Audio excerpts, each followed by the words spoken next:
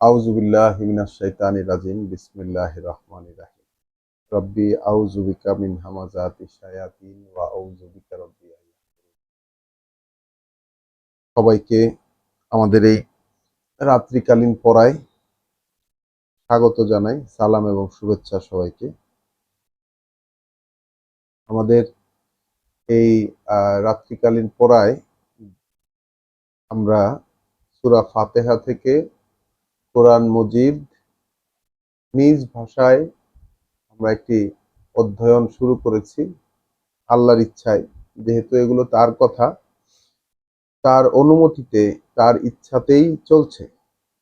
আমরা কোরআনের আয়াতগুলো ধারাবাহিকভাবে পড়ে দেখছি যে আল্লাহ আমাদের সাথে কি বলতে চেয়েছেন, কোন কোন কথাগুলো তিনি তার রাসূলকে বলেছিলেন, কোন কথাগুলো তিনি তার রাসূলকে বলেছিলেন এবং সেই কথাগুলোই রাসূল আমাদেরকে পৌঁছে দিয়ে গেছেন এবং রাসূলের কাছ থেকে আমরা এই কথাগুলো এই মলাটবদ্ধ গ্রন্থ আকারে আমাদের কাছে পেয়েছি উপস্থিত।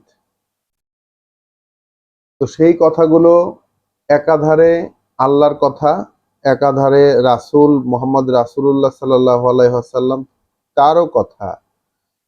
এই জিনিসটাকে, এই মূলনীতিটাকে ধরে আমরা এই কথাগুলো পড়ছি, আয়াতগুলো পড়ছি এবং আল্লাহর ইচ্ছায় তার কাছে আশ্রয় চেয়ে তার কাছ থেকেই আমরা বুঝে নিতে চাচ্ছি।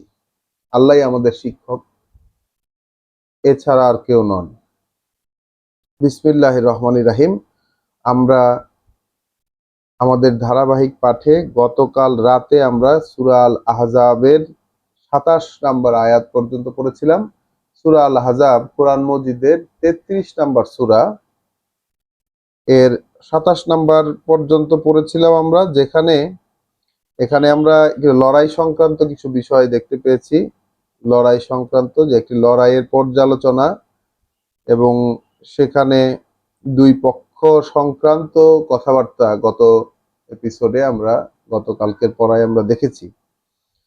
তো যারা গতকালকের পাঠে অংশগ্রহণ করতে পারেন নাই তারা ইনশাল্লাহ তাদের প্রতি অনুরোধ থাকবে যে আপনারা ভিডিওটি, চ্যানেলে যে ভিডিও আপলোড করা হয়েছে সেটি দেখে মিলিয়ে নেবেন। আজকের পড়া আমাদের সূরা আল আহজাবের ২৮ নম্বর আয়াত থেকে শুরু হবে। বিসমিল্লাহির রহমানির রহিম। পরম করুণাময় দয়ালু আল্লাহর পরিচয়ে শুরু করছি। ইয়া আইয়ুহান নাবিয়্যু, ওহে নবী, কুল লে আজওয়াজিকা, তুমি বলে দাও তোমার স্ত্রীদেরকে, তুমি বলে দাও তোমার স্ত্রীদেরকে। তাহলে নবীকে সম্বোধন করে আল্লাহ বলছেন তিনি যেন তার স্ত্রীদেরকে বলেন। কি বলবেন? ইন কুনতুন্না তুরিদনাল হায়াতাদ দুনিয়া। এখানে কথাটায় বহু বচনে বলা হচ্ছে, অর্থাৎ রাসূল মুহাম্মদ রাসূলুল্লাহ তার সকল স্ত্রীদের উদ্দেশ্যে এই কথাগুলো বলছেন। ইন কুনতুন্না তুরিদনাল হায়াতাদ দুনিয়া, তোমরা যদি চেয়ে থাকো এই পৃথিবীর জীবন, ওয়াজিনাতাহা, এবং এই জীবনের যত আকর্ষণীয় বিষয় সেইগুলো, তাহলে তোমরা যদি চেয়ে থাকো পৃথিবীর জীবন এবং এই জীবনের যা কিছু আকর্ষণীয় বিষয়াদি সেইগুলো, ফাতা আলাইনা, তাহলে এসো, ওমাত্তে একুন্না, কিছু দেই তোমাদেরকে, এই জীবন উপকরণ থেকে কিছু দেই তোমাদেরকে, ওয়া উসাররিহুন্না সারাহান জামিলা, তারপর ভদ্রচিতভাবে তোমাদেরকে বিদায় দিয়ে দেই। তাহলে লড়াই হচ্ছে বিশ্বাসীর সাথে অবিশ্বাসীর, লড়াই হচ্ছে বিশ্বাসীর সাথে অবিশ্বাসীর। প্রচন্ড কাঁপুনিতে কাঁপিয়ে দেওয়া হয়েছে লড়াইয়ের ময়দানে বিশ্বাসীদেরকে, এবং সেখান থেকে বিশ্বাসীদের মধ্য থেকেই যারা মুনাফিক, যাদের অন্তর কঠিন হয়ে গেছে, পাষাণ হয়ে গেছে যাদের হৃদয়, তাদেরকে আল্লাহ বেছে আলাদা করেছেন। সেখানে আল্লাহ একটা বাছাই প্রক্রিয়া চালিয়েছেন। আমরা দেখে এসেছি এই উপাখ্যানগুলো এর আগের পড়ায়। 11 নম্বর আয়াতে আল্লাহ বলেছেন যে ওই যখন 10 নম্বর আয়াতেও যখন উপর থেকে এবং নিচ থেকে তোমাদের উপর চড়াও হয়ে এলো শত্রুরা, তখন ভয়ের কারণে তোমাদের চোখ বিস্ফোরিত হলো এবং হৃৎপিণ্ড যেন কণ্ঠে চলে এলো এবং আল্লাহ সম্পর্কে তোমরা নানান রকম ধারণা করতে শুরু করলে। তো সেইখানে সূরা আহজাবের 10 নম্বর আয়াতটি আমরা একটু রিভিউ করছি। 11 নম্বর আয়াত, তখন বিশ্বাসীদেরকে কঠিনভাবে পরীক্ষা করা হলো এবং ঝাঁকুনি তাদেরকে এমন এক দেওয়া হলো, ছিল ভয়ঙ্কর এক ঝাঁকুনি, ভয়ঙ্কর এক কাঁপুনিতে তাদেরকে কাঁপিয়ে দেওয়া হলো। তো এই রকম সিচুয়েশন যখন চলছে, বিশ্বাসীদের সাথে আল্লাহ বিভিন্নভাবে পরীক্ষা করছেন। সেইখানে পরীক্ষার আয়োজন নেমে এলো নবীর স্ত্রীদের কাছে, রাসূলের স্ত্রীদের কাছে পরীক্ষার আয়োজনটা চলে এলো। সেটি হচ্ছে যে স্ত্রীরা কি তাহলে পৃথিবীর জীবন এবং এই জীবনের যে আকর্ষণীয় বিষয়াদি, সেই বিষয়াদির প্রতি একটু আকর্ষিত হয়ে পড়েছিলেন? না হলে এই কথা বলবার কেন প্রয়োজন হলো? এটা তো একটা সতর্ক বার্তা। আমরা দেখতে পাচ্ছি আমাদের আজকের পড়া যে 28 নম্বর আয়াত থেকে সূরা আল আহজাব, আমরা দেখতে পাচ্ছি আজকের পড়ার শুরুতেই বেশ সিরিয়াস আয়োজন। ইয়া আইয়ুহান নাবিয়্যু, ওহে নবী, কুল্লে আজওয়াজিকা, আপনি বলে দিন আপনার স্ত্রীদেরকে, ইন কুনতুন্না, যদি তোমরা হয়ে থাকো, তুরিদনাল হায়াতাদ দুনিয়া, যে তোমরা আকাঙ্ক্ষী পৃথিবীর জীবনের, ওয়া জিনাতাহা, এবং এর যত আকর্ষণীয় বিষয়াদি আছে তার, ফাতা আলাইনা, তাহলে এসো, উমাত্তে কুন্না, দিয়ে দেই তোমাদেরকে কিছু, ওয়া উসাররেহ কুন্না, এবং বিদায় দিয়ে দেই তোমাদেরকে, সারাহান জামিলা, এক ভদ্রচিত বিদায়ে। তাহলে এই যে ভদ্রচিত বিদায়ের কথা রাসূলকে দিয়ে তার স্ত্রীদেরকে কেন বলাচ্ছেন এবং আমাদেরকেই বা কেন এই কথাটা শোনাচ্ছেন? রাসূলের ব্যক্তিগত জীবনের একটি ব্যাপার। তাহলে রাসূলের স্ত্রীরা কি পৃথিবীর জীবন সংক্রান্ত আকাঙ্ক্ষী হয়ে পড়েছিলেন? অর্থাৎ যুদ্ধ হচ্ছে, লড়াই হচ্ছে, সেখান থেকে সম্পদ পাওয়া যাচ্ছে, আকর্ষণীয় বিষয়াদি পাওয়া যাচ্ছে, সেগুলোর প্রতি কি আকর্ষিত হয়ে পড়েছিলেন তারা? প্রশ্ন এসে যায় এখানে। তো আমরা কোনো ইতিহাসে যাব না, এই আয়াতের প্রেক্ষিতে সেই বিষয়টি আমরা বলছি যে রাসূলকে আল্লাহ এই কথা তার স্ত্রীদেরকে বলতে বললেন। এটি একটি সাবধান বাণী স্ত্রীদের জন্য একটি সাবধান বাণী। তো রাসূলের স্ত্রীদের জন্য যেহেতু সাবধান বাণী, বিশ্বাসীদের স্ত্রীদের জন্যও সাবধান বাণী। একাধারে বিশ্বাসীদের জন্য এবং তাদের যে স্ত্রীরা তাদের প্রতিও সাবধান বাণী, যে একজন বিশ্বাসী, যিনি রোল মডেল, নবী, আমাদের সামনে বিশ্বাসী লোকের যে রোল মডেল, তিনি তো নবী স্বয়ং। আল্লাহ তাকে যে পোট্রে করেছেন এই কিতাবের ভিতরে। কারণ আমরা এই সূরাতেই দেখেছি এসেছি, লাকাদ কানা লাকুম ফি রাসূলিল্লাহি উসওয়াতুন হাসানাতুন লিমান কানা ইয়ারজু আল্লাহ ওয়াল ইয়াউমাল আখিরা ওয়া যাকারাল্লাহা কাসীর।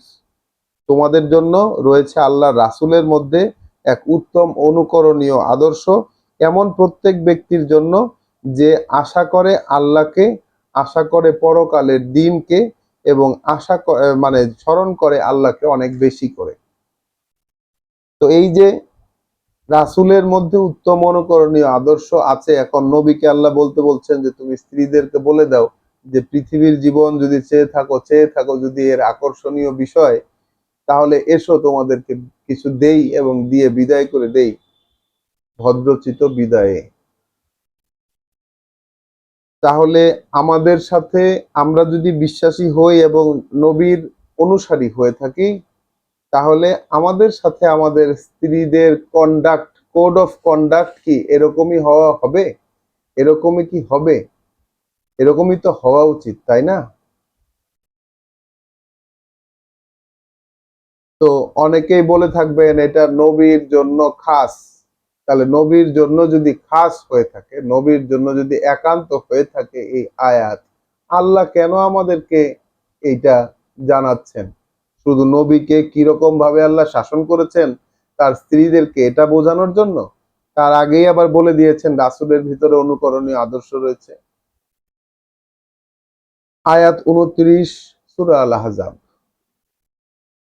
ওয়া ইন কুনতুন্না তুরিদনাল্লাহা ওয়া রাসূলাহু, আর যদি তোমরা চাও, আর যদি তোমরা চেয়ে থাকো আল্লাহকে, যদি তোমরা হয়ে থাকো যে চাও আল্লাহকে এবং চাও তার রাসূলকে, যদি তোমরা পেতে চাও আল্লাহকে এবং যদি তোমরা পেতে চাও তার রাসূলকে, ওয়াদ-দার আল আখিরাহ, এবং পেতে চাও পরকালের অবস্থানটাকে, ফাইন্নাল্লাহা আ'আদ্দা লিল মুহসিনিনা মিনকুন্না আজরান আযীমা, তাহলে এটা নিশ্চিত যে আল্লাহ তৈরি করে রেখেছেন এইরকম মুহসিনদের জন্য। মুহসিন মানে কি? কর্তব্য পরায়ণ, আল্লাহর কথায় আল্লাহর আদেশে যারা কর্তব্য পরায়ণ তোমাদের মধ্য থেকে, তাদের জন্য এক মহা পুরস্কারের আয়োজন করে রেখেছেন, আল্লাহ তৈরি করে রেখেছেন এক মহা পুরস্কার। তাহলে একাধারে ধমক এবং একাধারে সুসংবাদ। এবং ধমকটা কি? কোনো রাগ ঢাক নাই ধমকের ভিতরে, কোনো ধরনের মানে কোনো ধরনের একটু বলবো একটু রেখে দেব এরকম কোনো বিষয় নেই। আল্লাহ বললেন কি, যে যদি তোমাদের আকাঙ্ক্ষা হয়ে থাকে পৃথিবীর জীবনের এবং এর আকর্ষণীয় যত দিক আছে পৃথিবীর জীবনে, তা পৃথিবীর জীবনের আকর্ষণীয় দিক কি আছে এটাও আমরা আরেকবার একটু দেখে নেই। সূরা আলে ইমরানে আল্লাহ একদম স্পষ্ট করে বলে দিয়েছেন যে মানুষের জন্য আসলে আকর্ষণীয় দিক কি কি আল্লাহ রেখেছেন। যদিও আমরা ক্রস রেফারেন্স একটু কম টানছি আমাদের পড়ায়, আমরা একেবারে নবিশ পাঠক হিসাবে আমরা ক্রস রেফারেন্স কম টানছি, তবুও কিছু কিছু জিনিস যেন আমাদের, এখন যেহেতু আমরা আস্তে আস্তে শেষের দিকে যাচ্ছি, পিছন থেকে কিছু কিছু জিনিস আমাদেরকে টেনে নিয়ে আসতে হবে, এটাই কোরআনের নিয়ম। সূরা আলে ইমরান আয়াত 14, জুইয়েনা লিন্নাসে হুব্বুস শাহাওয়াতে, তাহলে আকর্ষণীয় করে দেয়া হয়েছে মানুষের জন্য ভালোবাসা, ভালোবাসা বাসনা, ভালোবাসা তার বাসনাকে, মিনান নিসা এ, সেই বাসনাটা নারীদের অর্থাৎ স্ত্রীদের মধ্য থেকে, ওয়াল বানিনা, এবং সন্তানের মধ্য থেকে, ওয়াল কনাতেরেল মুকান্তারাতে মিনাজ যাহাবে ওয়াল ফিদ্দা, এবং ঢের পরিমাণ জমানো সোনা এবং রূপা, ওয়াল খয়লিল মুসাওয়ামা, এবং চিহ্নিত সব ঘোড়া, চিহ্নিত সব ঘোড়া বা ব্র্যান্ডেড হর্স, ওয়াল ওয়াল আনআম, এবং যত চতুষ্পদ জন্তু আছে সেগুলো, গৃহপালিত চতুষ্পদ, ওয়াল হার্স অর্থাৎ ফসল উৎপাদিকা, আজকের দিনে আমরা যেটাকে ক্যারিয়ারও বলতে পারি, ফসল উৎপাদিকা, এবং আমরা এটাকে ক্যারিয়ারও বলা যেতে পারে, আমাদের যে ক্যারিয়ার সেই ক্যারিয়ার। জালিকা মাতাউল হায়াতের দুনিয়া, এগুলো সব পৃথিবীর জীবনের আয়োজন, ওয়াল্লাহু ইনদাহু হুসনুল মাআব, আর আল্লাহর কাছে যেটা আছে সেটাই চমৎকার পরিণতি সমৃদ্ধ, মানে পাওনা হিসাবে, পাওয়ার জিনিস হিসাবে সেটাই খুব চমৎকার, আল্লাহর কাছে যেটা আছে সেটা। তাহলে রাসূল, নবীকে আল্লাহ নবীকে সম্বোধন করে তার স্ত্রীদেরকে সতর্ক বার্তা দিলেন যে নবীর স্ত্রীদের এই সংক্রান্ত চাওয়া থাকলে এটা নবীর সাথে ওনাদের অবস্থান করা সম্ভব না, একেবারে হয় এসপার না হলে ওসপার। যদি তোমরা চেয়ে থাকো, তোমাদের মনে যদি এই ধরনের চাহিদা থেকে থাকে, তাহলে আসো, কোনো এখানে কোনো ঝগড়া বিবাদ নাই, কোনো বাক বিতণ্ডা নাই, কিছুই নাই। যদি এরকম মানে চাহিদা থেকে থাকে তাহলে আসো, কিছু দেই তোমাদেরকে, দেই তারপরে বিদায় করে দেই ভদ্রচিত ভাবে।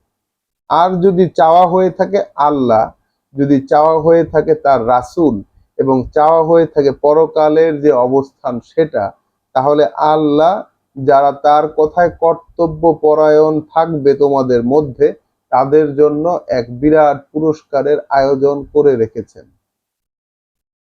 এক অনন্য অনন্য সতর্কবার্তা এবং অনন্য সুসংবাদ দিয়ে দিলেন। ইয়া নিসা এন নাবিয়ে, ওহে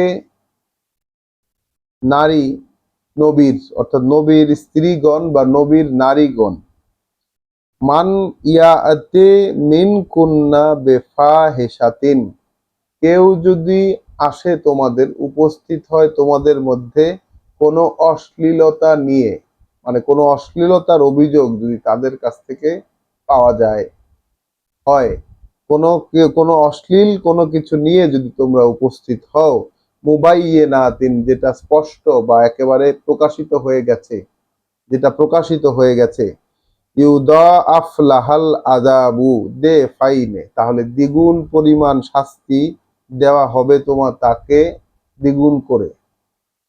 ওয়া কানা যালিকা আলাল্লাহি ইয়াসির, আর এই বিষয়টা আল্লাহর জন্য সহজ। তো শাস্তি কে দিবেন? আল্লাহ দিবেন। এই বিষয়টা আল্লাহর জন্য সহজ, শাস্তি তাদের দ্বিগুণ পরিমাণ যদি কেউ অশ্লীলতা করে। ওয়ামাই ইয়াকনুত মিনকুন্না লিল্লাহ, আর কেউ যদি তোমাদের কুনুত হয়, কেউ যদি তোমাদের কুনুত হয়, অনুগত, কেউ যদি তোমাদের অনুগত হয়ে থাকে, তোমাদের মধ্যে কেউ যদি অনুগত হয়ে থাকে আল্লাহর জন্য, আল্লাহর উদ্দেশ্য পূরণের জন্য, ওয়া রাসূলিহি, অর্থাৎ উদ্দেশ্য পূরণে তার বার্তা বাহকের, ওয়া তা'মাল সলিহান, এবং করে যায় সংশোধন, আত্মশোধনের কাজ করে যায়, নুউতিহা আজরাহা, দিব আমরা তাকে, আল্লাহ বলছেন দিব আমরা তাকে তার পুরস্কার, মাররাতাইনে, দুইবার করে। তাহলে তাকে আমরা দেব তার পুরস্কার দুইবার করে।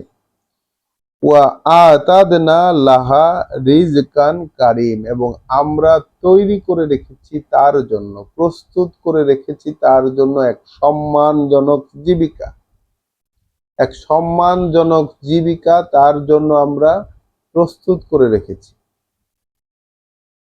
তাহলে কি বললেন আল্লাহ? আমরা আবার পড়ি। তোমাদের মধ্য থেকে, ওহে, প্রথমে বললেন কি, ওহে নবীর স্ত্রীগণ, তোমাদের মধ্য থেকে কেউ যদি উপস্থিত হয় কোনো অশ্লীলতা, যেটা প্রমাণিত দৃশ্যমান ভাবে এরকম কোনো অশ্লীলতা নিয়ে যদি উপস্থিত হয়, তাহলে দ্বিগুণ করে শাস্তি দেওয়া হবে তাকে। আর এই ব্যাপারটা আল্লাহর জন্য খুব সহজ। আর তোমাদের মধ্যে কেউ যদি অনুগত হয়ে থাকে, আদেশ অনুগামী হয় আল্লাহর জন্য, তাহলে আদেশ অনুগামী হবে কিসের জন্য?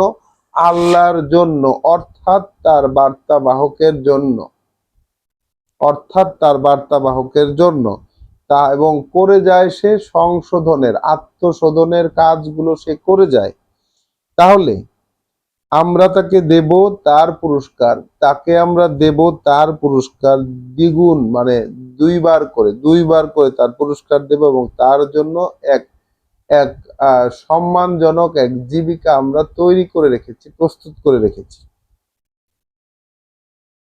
ইয়া নিসা আন নাবিয়ে, ওহে নবীর স্ত্রীগণ, লাস্তুন্না লাস্তুন্না কা আহাদিম মিনান নিসায়ে, তোমরা নও অন্য একজন নারীর মতন, অন্য একজন নারীর মতন নও তোমরা। তাহলে ওহে নবীর স্ত্রীগণ, অন্য একজন নারীর মতো নও তোমরা। ইনিত্তাকাইতুন্না, যদি তোমরা সচেতন হয়ে থাকো, যদি তোমরা সচেতন হয়ে থাকো, ফালা তাখদানা বিল কওলে, তাহলে তোমরা কথাবার্তার মধ্যে কোমলতা অবলম্বন করবে না। যদি তোমরা সচেতন হয়ে থাকো, যদি তোমরা ভ্রান্তি থেকে বাঁচতে চাও, যদি তোমরা বিভ্রান্তি থেকে বেঁচে থাকতে চাও, তাহলে তোমরা কথাবার্তায় কোমলতাকে পরিহার করবে বা কোমলতা অবলম্বন করবে না।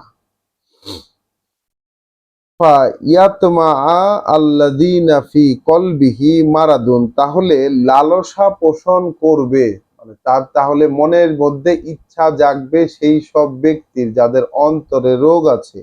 ওয়া কুলনা কওলান মারুফা, তবে কথা যা বলবে সঙ্গত উপায়ে, সঙ্গত হয় যতটুকু, যেটা ফিট হয় শুধুমাত্র সেই কথাটাই বলবে, প্রসঙ্গক্রমে যেটা ফিটিং হয় সেই কথাটাই শুধু বলবে। সর্বজন বিদিত, সবাই যেটা জানে যে স্ট্যান্ডার্ড, সেই স্ট্যান্ডার্ডটাই মেইনটেইন করবে। কথাবার্তায় কোমলতা যেটা অবলম্বন করবে না, কারণ তাতে যেসব লোকের অন্তরে রোগ আছে তাদের মনে চাহিদা তৈরি হতে পারে। ওয়া করনা ফি বুয়ুতিকুন্না, বরং তোমরা অবস্থান করবে তোমাদের ঘরগুলোতে। ওয়ালা তাবাররাজনা তাবাররুজাল জাহিলিয়াহ তাবাররুজাল জাহিলিয়াতিল উলা, এবং বাইরে বেরিয়ে প্রদর্শনী করবে না যেমন বাইরে বেরিয়ে প্রদর্শনী করত পূর্বেকার অচেতন, মানে মূর্খতার যে সময়কার লোকেরা, যখন জানতো না, সবাই যে স্রোতে গা ভাসানো লোকেরা যেইভাবে বাইরে বেরিয়ে প্রদর্শনী করে, তোমরা এইরূপ প্রদর্শনী করবে না। ওয়া আকিমনা সলাতা, আর বরং তোমরা আল্লাহর যে কথাগুলো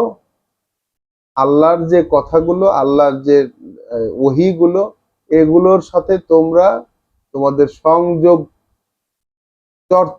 এগুলোর সাথে যে সংযোগ চর্চা, এইটাকে প্রতিষ্ঠা করো। ওহীর সাথে সংযোগ চর্চা প্রতিষ্ঠা করো। ওয়া আতিনা যাকাতা, এবং নিজেরা যে পরিশুদ্ধ হতে চাও সেই পরিশুদ্ধির নিবেদন করো, এবং যে পরিশুদ্ধ হতে চাও সেই পরিশুদ্ধির নিবেদন করো। ওয়া আতিনাল্লাহা, এবং অর্থাৎ মেনে নাও আল্লাহকে, মেনে নেবে তোমরা আল্লাহকে। ওয়া রাসূলাহু, এবং অর্থাৎ মেনে নেবে তোমরা তার বার্তা বাহককে। ইন্নামা ইউরিদু আল্লাহ, নিশ্চয়ই এইটাই চান আল্লাহ, লে ইউযহিবা আনকুমুর রিজসা, যে দূর করে দিবেন তিনি, এইটাই চান আল্লাহ, যে দূর করে দিবেন তিনি তোমাদের থেকে যত পাপ পঙ্কিলতা। আহলাল বাইতে, ওহে ঘরের অধিবাসীরা। ওয়া ইউতাহহিরাকুম, এবং কলুষ মুক্ত করে দিতে তোমাদেরকে, তাতহীরা, এক কলুষ মুক্ততায়। তাহলে আল্লাহ বলছেন যে আল্লাহ চাইছেন, ওহে ঘরের অধিবাসীরা, আল্লাহ চাইছেন তোমাদেরকে, তোমাদের উপর থেকে যে পাপের পঙ্কিলতা সেটাকে দূর করে দিতে, এবং তোমাদেরকে এক কলুষ মুক্ততায় মুক্ত করে দিতে। তাহলে নবীদের স্ত্রীদের সংক্রান্ত একটা লম্বা আলোচনা এখানে আমরা পেলাম। আরেকটু বাকি আছে, 34 নম্বর আয়াত সূরা আল আহজাব। ওয়াজকুরনা, বরং তোমরা স্মরণ করতে থাকো, আলোচনা করতে থাকো, মা ইউতলা ফি বুয়ুতিকুন্না, যা কিছু পড়া হয় তোমাদের ঘরে ঘরে, মিন আয়াতিল্লাহে, আল্লাহর আয়াতগুলো থেকে, ওয়াল হিকমা, এবং তার যে করণীয় বুঝগুলো, যে করণীয় দিকসমূহ, হিকমা, যেই করণীয় দিকসমূহ আলোচিত হয়, যেই বুঝগুলো আলোচিত হয়, সেইগুলো তোমরা আলোচনা করতে থাকো, স্মরণ করতে থাকো, পড়তে থাকো। ইন্নাল্লাহা কানা লাতিফান খাবির, নিশ্চয়ই আল্লাহ হন এমন যে তিনি সূক্ষ্মভাবে পর্যবেক্ষণ করেন। আল্লাহ সূক্ষ্মভাবে পর্যবেক্ষণ করেন। তাহলে একজন নবী যিনি কিনা আল্লাহর পক্ষ থেকে বার্তা বহনের জন্য নিযুক্ত এবং মানুষের সাথে বার্তা বহনের কাজই করছেন সমাজে, তার স্ত্রীদেরকে কেমন হতে হবে, কেমন হলে নবীকে বলেছেন যে তাদেরকে ডেকে আনো, যদি তারা এরকম চায় তাহলে তাদেরকে কিছু দিয়ে বিদায় করে দাও। কতটা স্ট্রেট ফরওয়ার্ড, এবং এখানে কোনো ধরি মাছ নাচুই পানি কোনো বিষয় নাই। আদর আবেগ ভালোবাসা সংক্রান্ত কোনো বিষয় আল্লাহ রাখেননি, একদম স্ট্রেট কাট, এরকম হইলে থাকো না হইলে যাও, এবং বিষয়টা ভদ্রচিত ভাবে। যদি পৃথিবীর জীবন সংক্রান্ত কোনো চাহিদা তোমাদের থেকে থাকে তাহলে আসো, কিছু দেই, তারপর ভদ্রচিত ভাবে বিদায় করে দেই। আর যদি তোমরা তোমাদের চাহিদা হয়ে থাকে আল্লাহর প্রতি, চাহিদা হয়ে থাকে তার রাসূলের প্রতি, এবং চাহিদা হয়ে থাকে পরকালের অবস্থানের প্রতি, তাহলে তাহলে আল্লাহ যদি তার কথায় যারা কর্তব্য পরায়ণ হবে তাদের জন্য আল্লাহ তৈরি করে রেখেছেন অনেক বড় এক পুরস্কার।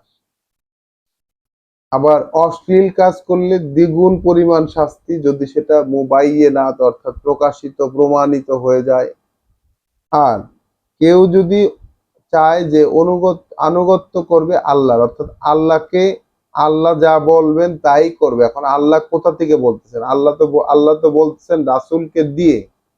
আল্লাহ তার কথা তো সবার সাথে বলতেছেন না, আল্লাহ কথা বলতেছেন একজনের সাথে, সে সেই কথাগুলো তিনি সেই কথাগুলো সকল মানুষের সাথে বলছেন। তাহলে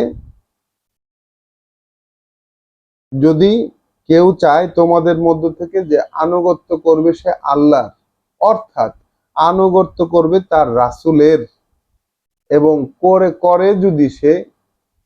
যদি সে সংশোধনের কাজ, আত্মশোধনের কাজ, তাহলে রাসূলের স্ত্রীদেরকে এখানে শোধন করার জন্য বলা হলো, তার মানে তাদের মধ্যে অসুবিধা আছে, তাদের মধ্যে অসুবিধা ছিল, এখানে শোধন করার জন্য বলা হচ্ছে, তাগিদ দেওয়া হচ্ছে শোধন করার জন্য। যদি তোমরা নিজেদেরকে শুধরে নাও, শোধনের কাজগুলো করো, তাহলে তোমাদের জন্য রিজকান কারিম, সম্মানজনক জীবিকার ব্যবস্থা আল্লাহ করে দেবেন। সম্মানজনক জীবিকার ব্যবস্থা আল্লাহ করে দেবেন, এবং তাদেরকে পুরস্কার দেবেন 2 বার করে, মাররা তাই নেই। তাহলে আমরা যেন এই কথাগুলোকে বুঝে নেই। এখানে বোঝার অনেক বিষয় আছে, বোঝার বিষয়টাই আসল। আর কি, রাসূলের পত্নীদেরকে, নবীর পত্নী নবীর স্ত্রীদের উদ্দেশ্যে একেবারে সম্বোধন করে বলছেন, ও হে নবী পত্নীরা, তোমরা কিন্তু অন্য মহিলাদের মতো নও। তাহলে যেই ব্যক্তি আল্লাহর বার্তা মানুষের কাছে ডেলিভারি করছেন আল্লাহ থেকে দায়িত্বপ্রাপ্ত হয়ে, তার স্ত্রীরা তার স্ত্রীরা অন্য মহিলাদের মতো নন। আমরা এই সূরার শুরুতেই পড়ে এসেছি, রাসূল হচ্ছেন বিশ্বাসীদের কাছে অগ্রাধিকার প্রাপ্ত। আয়াত 6, রাসূল হচ্ছেন, নবী হচ্ছেন ঈমানদারদের কাছে, বিশ্বাসীদের কাছে নিজেদের চেয়েও বেশি অগ্রাধিকার প্রাপ্ত। আর তার পত্নীরা, তার স্ত্রীরা হচ্ছে তোমাদের মা। ঠিক আছে, স্ত্রীরা হচ্ছে মা। তবুও তাদেরকে বলছেন, তাদেরকে নির্দিষ্ট করে বলে দিচ্ছেন যে তোমরা কিন্তু অন্য মহিলাদের মতো নও। এই জন্য তোমরা কথাবার্তায় কোমলতা অবলম্বন করবে না। আমরা নর্মাল মহিলারা যে কোমল ভাবে মানুষের সাথে আচরণ করেন, এইটা তাদেরকে আল্লাহ নিষেধ করে দিলেন। কেন নিষেধ করলেন তাও বলে দিলেন, যেসব লোকের অন্তরে রোগ আছে তারা তোমাদের এই কোমলতা যদি তোমরা করো তাহলে তারা কিন্তু মনের মধ্যে তাদের নানান রকম চাহিদা হতে পারে। কথা কিভাবে বলবেন? কথা বলবেন স্ট্রেট কাট মারুফ উপায়ে, সর্বজন বিদিত যে স্ট্যান্ডার্ড কথা বলার যে স্ট্যান্ডার্ড যেগুলো সবাই জানে সেই সব কথাবার্তা গুলাই কেবল তারা বলবেন, যেটা ফিট হয়। আর কিভাবে বলবেন? আল্লাহ বললেন যে তোমরা বরং ঘরে অবস্থান করো। এখানে কি আল্লাহ ঘরে অবস্থানই করতে দিলেন? আমাদের স্কলাররা বলেন যে তাহলে নবীর স্ত্রীদেরকে কি বাইরে বের হওয়ার অনুমতি থেকে বঞ্চিত করলেন আল্লাহ? বলছেন না। আসলে কি তাই? আমরা পড়ে দেখি, তোমরা বরং নিজের ঘরে অবস্থান করো এবং সাজসজ্জা করে বাইরে প্রদর্শনী করো না। যেভাবে প্রদর্শনী করত আগের কালের সেই স্রোতে গা ভাসানো লোকেরা, অর্থাৎ এই কিতাব প্রকাশিত হওয়ার পূর্বে না জানা যেসব লোক জানতো না, সেই স্রোতে গা ভাসানো লোকেরা তাদের মহিলারা যেরকম প্রদর্শনী করে বেড়াতো বাইরে গিয়ে, এইরকমটা করতে নিষেধ করলেন। বরং তার চেয়ে বরং তোমরা ঘরে থাকো। এবং ঘরে থেকে কি করবে? আকিমিস সালাত, আল্লাহর ওহীর সাথে কানেকশন করো, আল্লাহর ওহীগুলোর সাথে কানেকশন তৈরি করার চেষ্টায় রত হও, এবং নিজেরা যে শুদ্ধ হতে চাও, যে শুদ্ধি তোমার প্রয়োজন, যে শুদ্ধি তুমি চাও, সেই শুদ্ধির নিবেদন করো, সেই শুদ্ধিটার প্রকাশ করো, যে কোন কোন দিক থেকে তোমরা কি কি ভাবে তোমরা শুদ্ধ হতে চাও।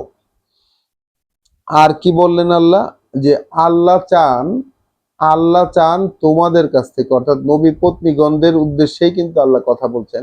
আল্লাহ চান তোমাদের কাছ থেকে যে তোমাদের উপর থেকে তিনি পাপের পঙ্কিলতাটাকে সরাইয়া দিবেন, পাপের পঙ্কিলতা সরাইয়া দিবেন। আর কি করবেন? তিনি চান তোমাদেরকে একেবারে পরিশুদ্ধ করে দিতে, কলুষ মুক্ত করে দিতে, এক মুক্ততায়। তাহলে ডিউটি কি দিলেন? আলোচনা করো, ওয়াজকুর না, তোমরা আলোচনা করো, স্মরণ করতে থাকো, মা ইউতলা ফি বুয়ুতিকুন্না, যা কিছু তেলাওয়াত করা হয়, যা কিছু পড়া হয়, তাহলে তাদের ঘরে যা কিছু পড়া হয় এইগুলো তোমরা, মানে এখানে আল্লাহ বললেন যে তোমাদের ঘরে যা পড়া হয় এইগুলো তোমরা আলোচনা করো।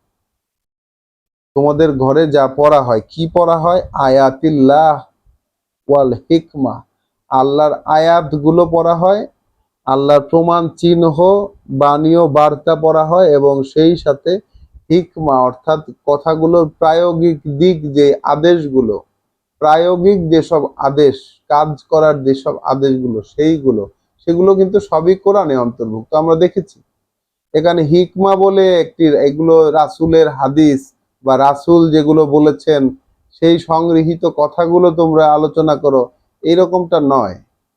এরকম মনে করার কোনো সুযোগই নেই, কারণ হিকমা কোরআনের মধ্যে অন্তর্ভুক্ত। আমরা বহুবার দেখেছি, দেখিয়েছি যে হিকমা কোরআনের মধ্যে, আল্লাহ হিকমা বলতে যে জিনিসগুলো দেখাইছেন সবই হচ্ছে করণীয় কাজের আদেশ। আমরা সূরা বনী ইসরাইলে যেই 10 কমান্ডমেন্টস, অর্থাৎ মুসা আলাইহিস সালামের সময়কার যে আদেশগুলো, সেই 10টি 12টি যে আদেশগুলো, সেগুলোর যে বিস্তারিত বিবরণ সূরা বনী ইসরাইলে বলছেন আল্লাহ, এগুলো হচ্ছে সেই হিকমা যেগুলো আল্লাহ নাজিল করেছেন। হিকমা তো আল্লাহ নাজিল করেছেন। তো এই বিভ্রান্তিতে আমরা কিভাবে পড়ে গেলাম যে রাসূলের মৃত্যুর 200-250 বছর পর সুদূর আরবের বাইরে থেকে আসা লোকদের দ্বারা সংগৃহীত কথাগুলো হয়ে গেল হিকমা। কিভাবে আমরা এই ধোঁকাতে পড়ে গেলাম? এটা বোধগম্য হয় না আসলে।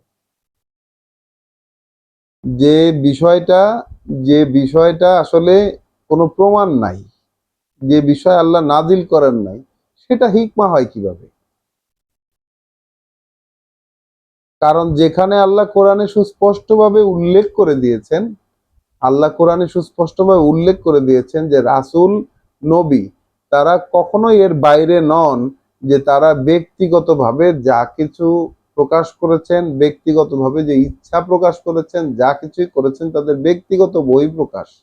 সেখানে যে শয়তানের ছুড়ে দেওয়া কিছু না কিছু থাকে, এবং সেগুলোকে তো পরবর্তীতে আল্লাহ রেখে দিয়ে ওই যাদের অন্তরে রোগ আছে, যাদের অন্তর শক্ত হয়ে গেছে, তাদের জন্য এক পরীক্ষার উপকরণ বানিয়ে দিয়েছেন আল্লাহ।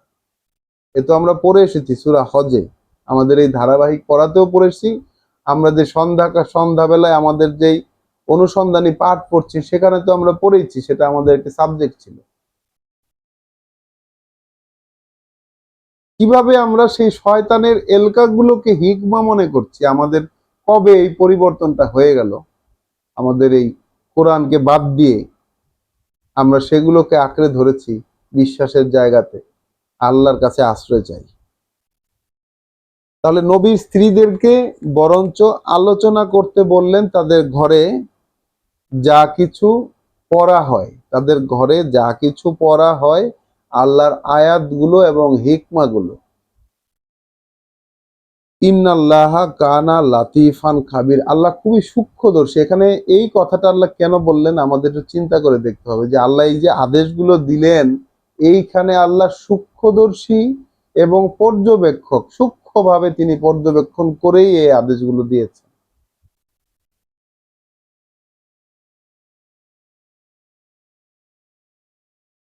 আয়াত ৩৫ সূরা আল আহজাব, এটি বিশ্বাসীদের জন্য বা যারা ওই পরকাল, আল্লাহ, তার রাসূল এবং পরকালকে যারা চান তাদের জন্য একটি ল্যান্ডমার্ক আয়াত, একটি আয়াত যে যেখানে আসলে কোন কোন গুণগুলো মানুষকে নারী এবং পুরুষ ভেদে, পুরুষ এবং নারী ভেদে অ্যাচিভ করতে হবে, কোন কোন জায়গাগুলোকে, সেইগুলোকে একত্রে আল্লাহ বলে দিয়েছেন।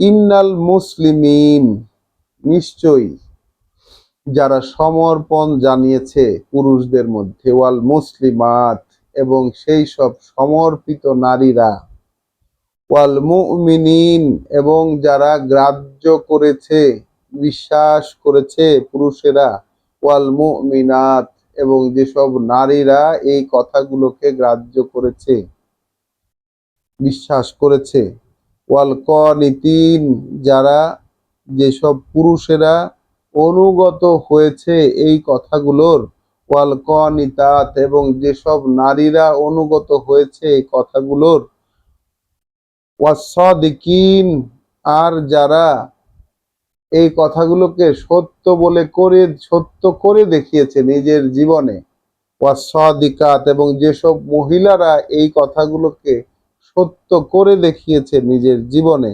ওয়াসসাবিরিন, যারা এই পথে অবিচল ভাবে চলছে, ওয়াসসাবিরাত, এবং সেই সব মহিলারা যারা এই পথে অবিচল ভাবে চলছে, ওয়াল খাশিঈন, যারা ভীত, অবনত, হাম্বল,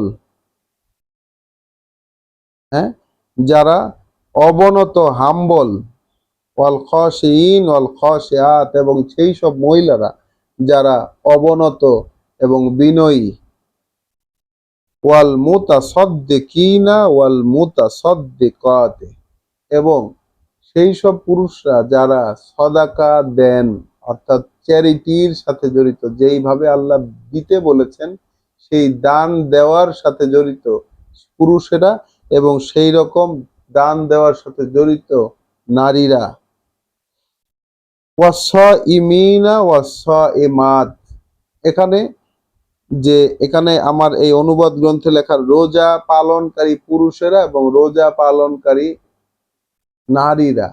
তো সিয়াম শব্দটি কিন্তু আমরা পেয়েছি কৃচ্ছতা সাধন করা, জীবনকে নিয়ে কৃচ্ছতা সাধন করা, জীবনে যে তার চাহিদা, তার মনের যে চাহিদা, সেই চাহিদাগুলোকে কন্ট্রোল করার মাধ্যমে কৃচ্ছতা সাধন করা। কিপটেমি না, কিন্তু আল্লাহ কিন্তু কিপটামি করতে নিষেধ করেছেন, কিপটেমি করতে আল্লাহ নিষেধ করেছেন, কিন্তু নিজের চাহিদাকে কন্ট্রোল করা, কৃচ্ছতা সাধন করা, সেই কৃচ্ছতা সাধনকারী পুরুষ এবং কৃচ্ছতা সাধনকারী নারী, এবং এটি একটি জীবনব্যাপী কাজ। এটা শুধু কোনো 30 দিনের রোজা রাখার বিষয় না, এটি একটি জীবনব্যাপী কাজ। ওয়াসসাইমিনা ওয়াসসাইমাত, তাহলে কৃচ্ছতা সাধনকারী পুরুষ এবং কৃচ্ছতা সাধনকারী নারী, ওয়াল হাফিজিনা ফুরুজাহুম, এবং নিজেদের মডেস্টি বা নিজেদের শালীনতার সংরক্ষণকারী পুরুষ, ওয়াল হাফেজাত, এবং নিজেদের শালীনতার সংরক্ষণকারী নারীরা, ওয়াযাকিরিন আল্লাহ কাসীরান, এবং সেই সব পুরুষ যারা আল্লাহকে অনেক বেশি করে, নরমাল স্মরণ না, অনেক বেশি করে যারা স্মরণ করে আল্লাহকে, ওয়াযাকিরাত, এবং সেই সব নারী যারা অনেক বেশি করে স্মরণ করেন আল্লাহকে, ওয়াযাকিরাত। তাহলে আ'আদ্দা আল্লাহু লাহুম, তৈরি করে রেখেছেন, প্রস্তুত করে রেখেছেন আল্লাহ তাদের জন্য, মাগফিরাতান, ক্ষমা। আল্লাহ প্রস্তুত করে রেখেছেন তাদের জন্য ক্ষমা, ওয়া আজরান আজিম, এবং এক মহা পুরস্কার, এবং এক মহা পুরস্কার। তাহলে এই যে গুণগুলো আল্লাহ এখানে বললেন, যেগুলো অ্যাচিভ করতে হবে মানুষের জন্য, একজন বিশ্বাসীর জন্য, বা যে আসলে চায় আল্লাহকে, যে চায় রাসূলকে, এবং যে চায় পরকালের অবস্থানকে, তার জন্য অ্যাচিভেবল যে জায়গাগুলো, এখানে প্রত্যেকটা ক্ষেত্রে আল্লাহ পুরুষ এবং নারীদের ক্ষেত্রে আলাদা করে বলেছেন যে এগুলো সবই পুরুষের জন্য, সব পাওনা পুরুষের জন্য, এমন করে বলেন নাই তো আল্লাহ। প্রত্যেকটা ক্ষেত্রে আল্লাহ আলাদা করে বলেছেন, এবং এখানে পাওনা হিসাবে কি, মূল পাওনাটা হচ্ছে ক্ষমা। আল্লাহর পক্ষ থেকে মূল পাওনাটা হচ্ছে ক্ষমা। মানুষ যে পৃথিবীর জীবন পার হয়ে যখন যাবে, সেখানে মানুষের প্রয়োজন পড়বে ক্ষমা। কারণ সে মানুষটাই এরকম, এবং এই পৃথিবীটাই এরকম, যে এখানে সে শয়তানের প্ররোচনার মধ্যে থেকে 100% যেটা পরিশুদ্ধ হবার যে বিষয়টি, সে এখান থেকে হয়ে যেতে পারে না। এজন্য তার ক্ষমার প্রয়োজন পড়ে। তার অনেক দোষ ত্রুটি তার মধ্যে সাইড এফেক্ট হিসেবে হয়েই যায়, সেই জন্য তার ক্ষমার প্রয়োজন পড়ে। এগুলা করলে তার কোনো দোষ থাকবে না, আল্লাহ এমনি এমনি ক্ষমা করে দিবেন, বিষয়টা এরকম নয়।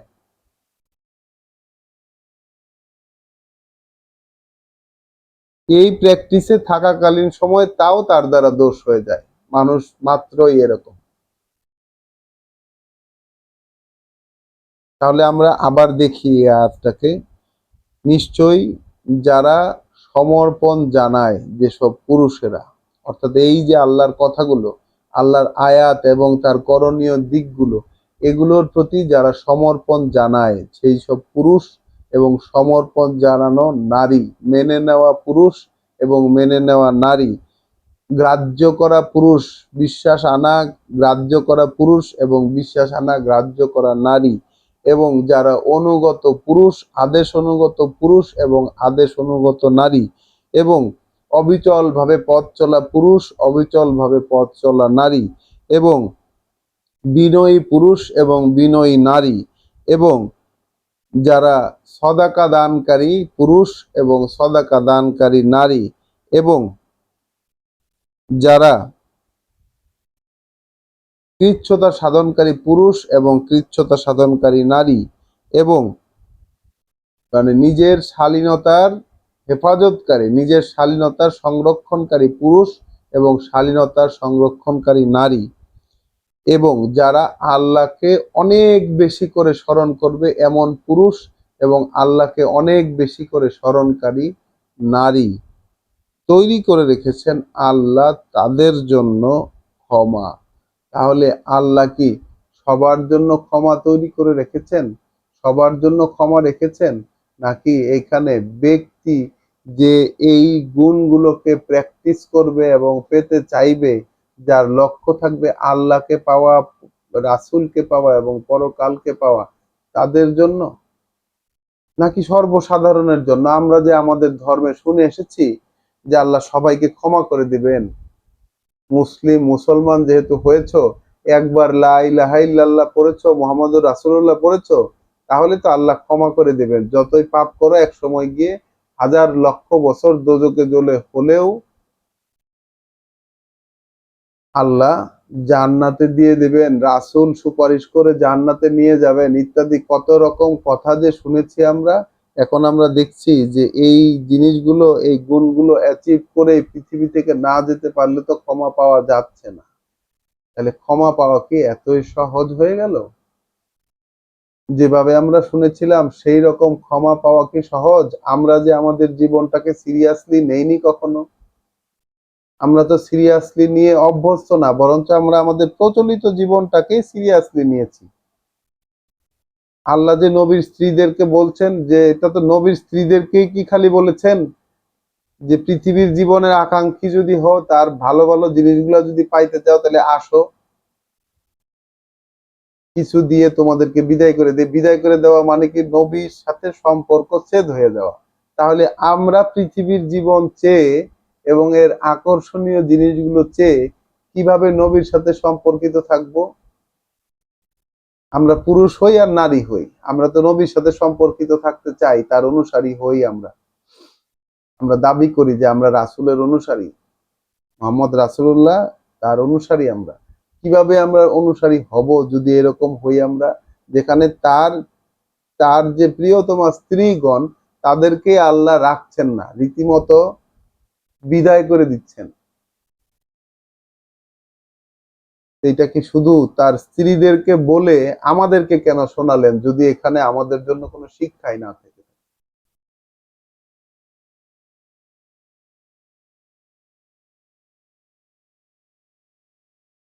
তো ৩৫ নাম্বার আয়াতে যেই গুণগুলো আমরা দেখলাম, এগুলোই আমাদের জন্য অ্যাচিভ করার, এবং এগুলো এমন কোনো গুণ নয়, এমন কোনো জায়গা নয় যে জায়গাগুলো একটা মানুষের জন্য অ্যাচিভ করা অসম্ভব। এরকম কোনো গুণ আল্লাহ এখানে দেননি। অসম্ভব কোনো কিছু আল্লাহ এখানে দেননি, সবই সম্ভব। কিন্তু চাইতে তো হবে আমাদের। আমরা কি সেইভাবে চাই কিনা, কখনো উপলব্ধি করি নাই আসলে আজ পর্যন্ত। আমরা পড়ছি, পড়ে পড়ে আমাদের উপলব্ধি কিছুটা জাগছে, কিন্তু এইরকম ভাবে আমরা এই কোরআন পড়ার আগে তো কখনো উপলব্ধি করিনি যে এই গুণগুলোই আসলে অ্যাচিভ করা। এখানে আমরা মেপে দেখব যে কোনোটাই হয়তো আমাদের অ্যাচিভ করা হয়ে ওঠেনি এখন।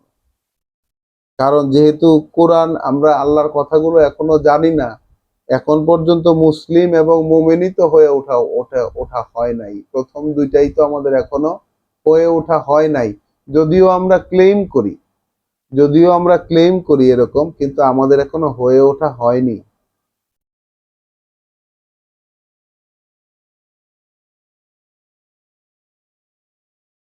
ওয়ামা কানা, আয়াত 36, সূরা আল আহজাব। ওয়ামা কানা লে মুমিনিন, নয় এটা কোনো বিশ্বাসীর জন্য, ওয়ালা মুমিনাতিন, এবং নয় এটা কোনো বিশ্বাসী মহিলার জন্য, বিশ্বাসীর জন্য নয়, বিশ্বাসিনীর জন্য নয়। ইজা কদা আল্লাহু ওয়া রাসূলুহু, যখন রায় দেন আল্লাহ অর্থাৎ তার রাসূল। তাহলে রাসূল যেসব রায় দিয়েছেন সেগুলো সবই আল্লাহর রায়, অর্থাৎ আল্লাহর রায়টাই রাসূল দিয়েছেন। এবং এই রায়গুলো সব রয়েছে কোরআনের মধ্যে, কোরআনের বাইরে কোনো রায় নাই। আল্লাহ রাসূল কোরআনের বাইরে কোনো রায় আমাদের জন্য রেখে যাননি।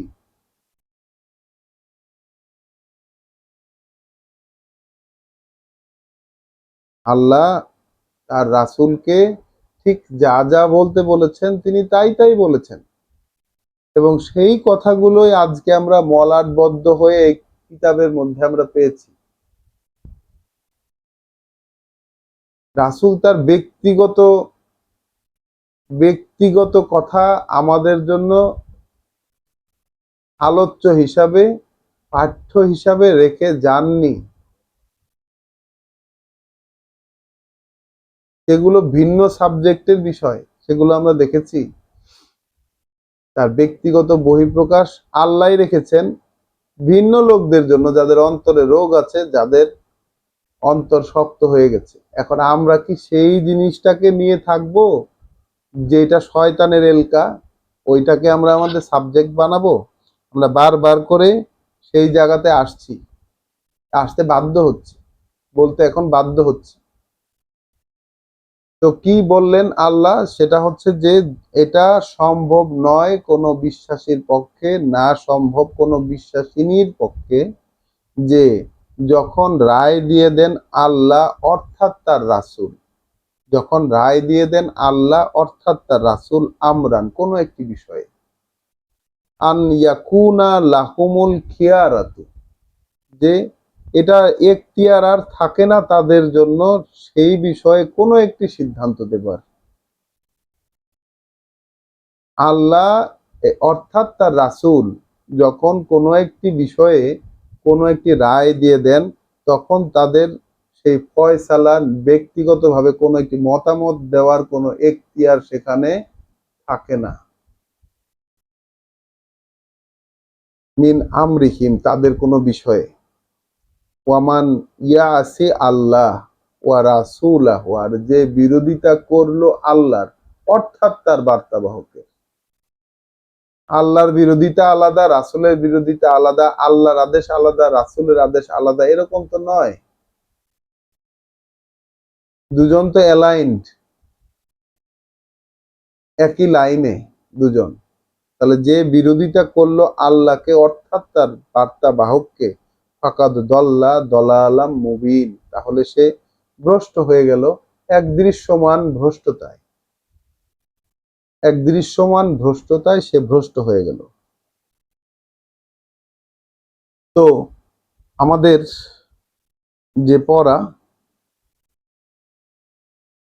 এই যে দৃশ্যমান ভাবে ভ্রষ্ট হয়ে গেল কখন, যখন আল্লাহ কোনো রায় দিলেন তার রাসূলের মাধ্যমে, সেখানে আর কোনো ধরনের মতামত বা কোনো এডিশন, কোনো ধরনের সাবস্ট্রাকশন, সংযোজন বিয়োজন, ব্যক্তিগত মতামত সেখানে দেওয়ার কোনো এখতিয়ার কোনো বিশ্বাসীর নাই। তাহলে আমরা যে কোরআনকে লঙ্ঘন করে কত রকম মতামত দিয়ে আমরা আমাদের ধর্মীয় কাজগুলো, বিভিন্ন কাজগুলো আমরা করে যাচ্ছি, সেগুলো কিভাবে করছি? তাহলে তাহলে কি আমরা নিজেদেরকে বিশ্বাসী বলতে পারবো? তবুও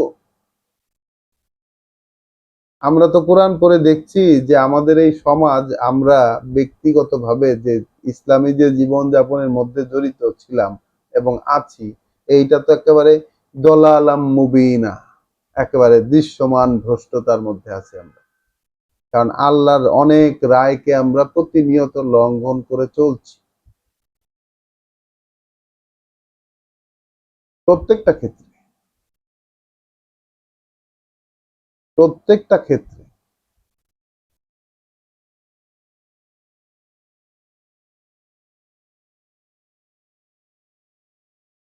ওয়া ইজ তাকুলু, আয়াত 37, সূরা আল আহজাব।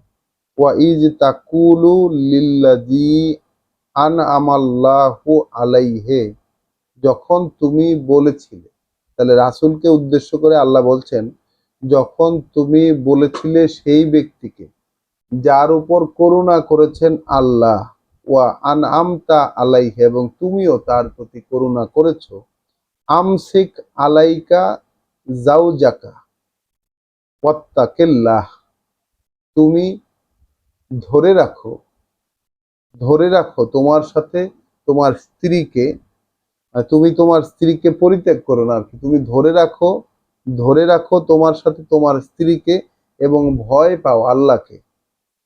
ওয়া তুখফি ফি নাফসিকা, এবং গোপন করছিলে তুমি তোমার নিজের মধ্যে, মা আল্লাহু মুবদিহে, যেটা আল্লাহ প্রকাশ করে দিলেন, যেটা আল্লাহ প্রকাশ করে দিলেন।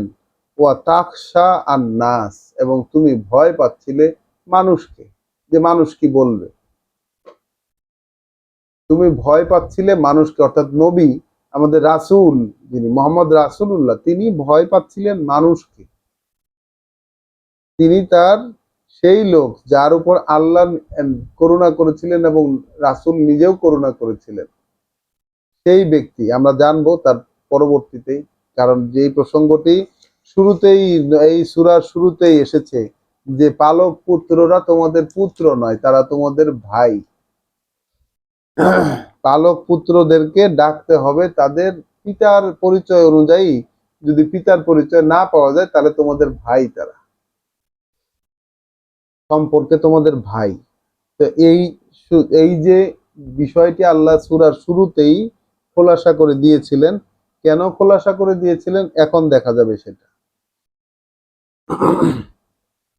যখন তুমি বলেছিলে তাকে, যার প্রতি আল্লাহ অনুগ্রহ করেছেন এবং তুমিও অনুগ্রহ করেছিলে, তুমি বলেছিলে যে তোমার স্ত্রীকে ধরে রাখো তোমার সাথে, আল্লাহকে ভয় করো, তখন তুমি নিজের মনে লুকিয়েছিলে যা আল্লাহ তা প্রকাশ করে দিলেন। তুমি মানুষকে ভয় করছিলে, ওয়াল্লাহু আহাক্কু আন তাখশাহু, অথচ আল্লাহরই অধিকার বেশি যে ভয় করা হবে তাকে। তাহলে এটাও এই সবক দিয়ে, এই শিক্ষা দিয়ে রাসূলকে আল্লাহ শিখিয়েছেন যে তুমি মানুষকে ভয় পাচ্ছ, তুমি মানুষকে ভয় পাচ্ছ, আল্লাহকে ভয় পাও, বরঞ্চ আল্লাহর অধিকার বেশি যে তাকে ভয় পাওয়া হবে। তাহলে রাসূলও এই ভুলটা করছিলেন। আর আমরা তো আমাদের সাধারণ মানুষের ক্ষেত্রে তো আমরা তো মানুষকেই ভয় পাই, আমরা কি আল্লাহকে ভয় পাই কিনা? আমরা তো আল্লাহকে ভয় পাই না। আমরা ভয় পাই মানুষকে, আমাদের সমাজকে, আমাদের আইনকে, সবকিছুকে ভয় পাই, কেবলমাত্র আল্লাহকে পাই না।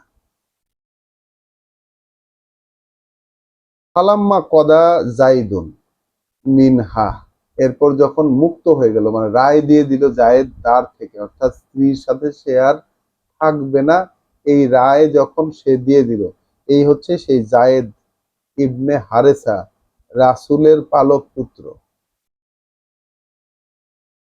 ফালাম্মা কদা জাইদুন মিনহা, এরপর যখন জায়েদ তার থেকে, তার ব্যাপারে রায় দিয়ে দিল, ওয়াতারান ওয়াতারান জাওয়াজনাকাহা, তারপর যখন জায়েদ তার থেকে নিজের রায় দিয়ে দিল, এবং তখন আমরা বিয়ে দিলাম, আল্লাহ বলছেন আমরা জোড়া বানিয়ে দিলাম তাকে তোমার সাথে।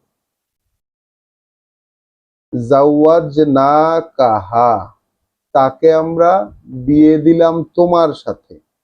লেকাই, যেন এরকম হয়, লা তাকুনা আলাল মুমিনিনা হারাজুন ফি আজওয়াজে আদিয়াইহিম, তাহলে পালক পুত্রদের স্ত্রীদের ব্যাপারে বিশ্বাসীদের ক্ষেত্রে কোনো অসুবিধা যেন না থাকে। অর্থাৎ পালক পুত্ররা পরিত্যাগ করলে তাদেরকে স্ত্রী হিসাবে নিতে বা এদেরকে গ্রহণ করতে বিশ্বাসীদের যেন কোনো অসুবিধা না থাকে, এই জন্য আল্লাহ এই ঘটনাটা ঘটালেন।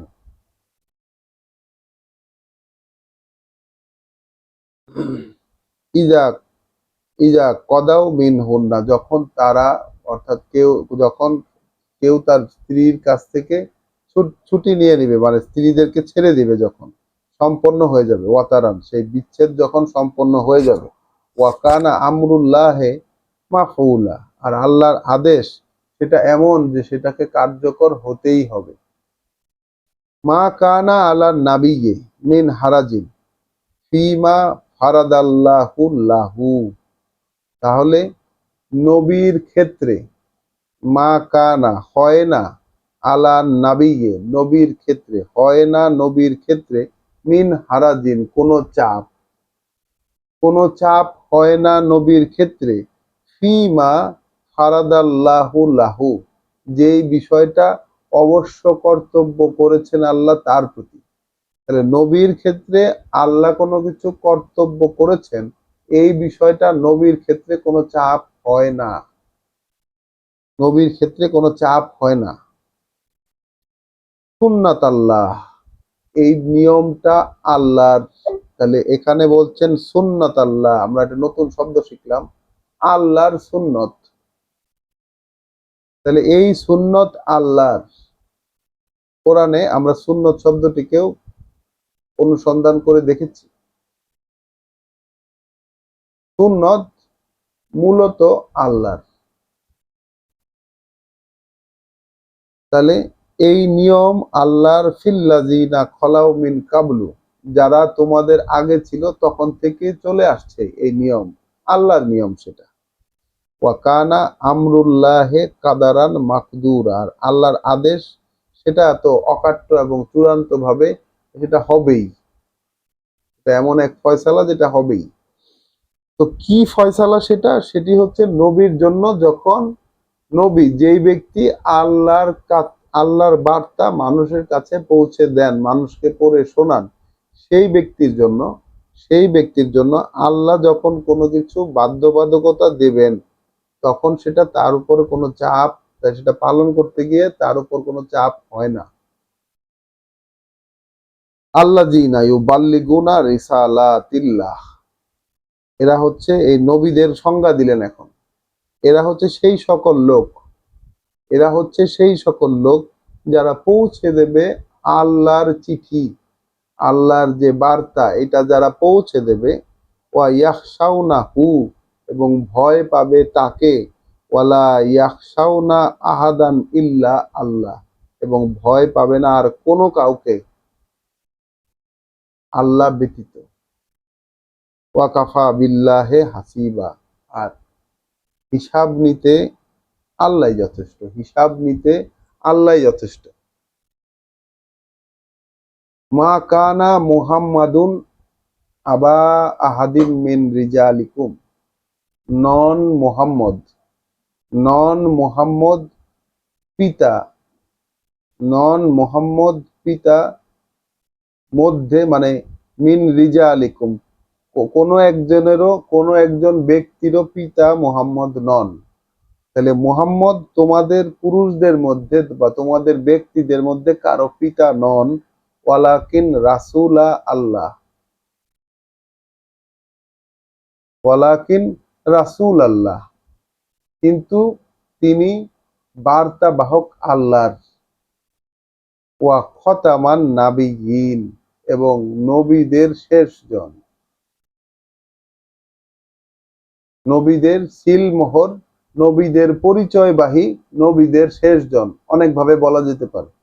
ওয়া কানা আল্লাহু বিকুল্লি শাইইন আলিমা, এবং এই বিষয়ে আল্লাহ, প্রত্যেকটা বিষয়ে আল্লাহ হন এরকম যে তিনি প্রত্যেকটা বিষয়ে মানে সম্যক অবগত, প্রত্যেকটা বিষয়ে তিনি মানে জ্ঞান রাখেন, প্রত্যেকটা বিষয়ে তিনি জ্ঞান রাখেন।